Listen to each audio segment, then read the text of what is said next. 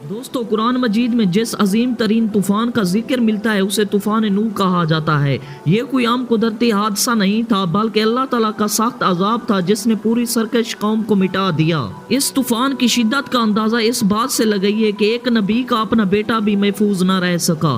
حضرت نوح علیہ السلام نے صدیوں تک اپنی قوم کو اللہ کی طرف بلایا، انہیں سمجھایا، لیکن لوگ مذاق اڑاتے رہے۔ آخر کار جب نافرمانی حد سے گزر گئی تو حضرت نوح علیہ السلام نے دعا کی اور اللہ کا عذاب نازل ہونے کا فیصلہ ہو گیا۔